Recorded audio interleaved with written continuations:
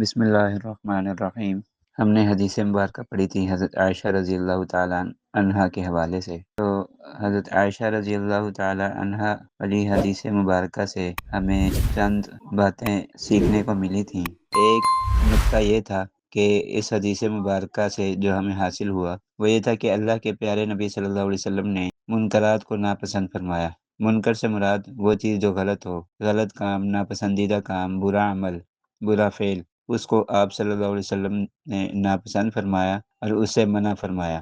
اسی طرح ایک بات یہ ہے کہ اللہ تعالیٰ کی رضا کے مقابلے میں دنیا اور جو کچھ دنیا میں ہے اس کی کوئی حیثیت نہیں۔ یعنی انسان اگر چاہتا ہے کہ وہ اللہ تعالیٰ کی رضا حاصل کر لے، اگر اس کے پاس دنیا ہے یا دنیا میں جو کچھ ہے وہ اس کے پاس ہے اور اس کو وہ چھوڑنا پڑے اور اس کے بدلے میں اس کو اللہ کی رضا حاصل ہو رہی ہو، تو یہ بہت اعلیٰ درجے کا سودا ہے۔ یعنی دنیا کی کوئی حیثیت نہیں اللہ کی رضا کے مقابلے میں، تو اللہ کی رضا کو حاصل کرنا چاہیے اور دنیا اور جو کچھ دنیا میں ان چیزوں کو چھوڑ دینا چاہیے۔ اللہ تعالیٰ کی رضا کے مقابلے میں ان چیزوں کی کوئی حیثیت نہیں ہے۔ اسی طرح اگر ایک انسان اللہ تعالیٰ کی ناراضگی سے بچنا چاہتا ہے تو اللہ تعالیٰ کی ناراضگی سے بچنے کے لیے بھی دنیا اور جو کچھ دنیا میں ہے اس کی کوئی حیثیت نہیں۔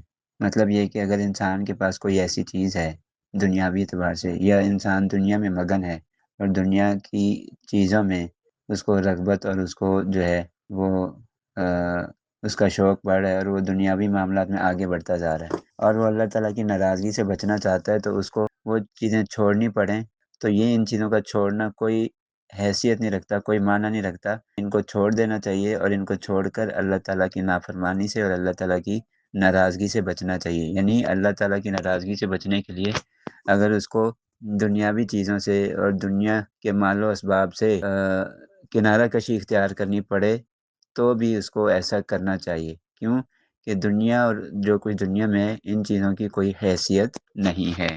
اسی طرح اس سے ایک یہ بات بھی سمجھ میں آتی ہے کہ اسلام اخلاق حسنہ کا نام ہے، یعنی یہ ایسا دین ہے جو اچھے اخلاق کا درس دیتا ہے، اور اسلام ہی وہ دین ہے جو عزتوں کی حفاظت کا حکم دیتا ہے۔ حالانکہ بعض اوقات کسی کے قول سے یا کسی کے فعل سے، کسی کے عمل سے کسی کی عزت جو ہے وہ اچھالی جاتی ہے یا عزت کو پامال کیا جاتا ہے، تو اس چیز سے منع کیا جا رہا ہے۔ کیونکہ بعض اوقات کوئی ایسی بات کرنا یا کوئی ایسا عمل اختیار کرنا جس سے کسی کی عزت کے ساتھ کھیلا جائے، کسی کی عزت گرا دی جائے یا اچھالی جائے، تو یہ ایک ایسی چیز ہے کہ جو مسلمانوں کے درمیان دشمنی کو اور بغض کو جنم دیتی ہے۔ اس لیے ایسے قول و فعل سے بچنا چاہیے کہ جس سے کسی کی عزت کے ضائع ہونے کا اندیشہ ہو۔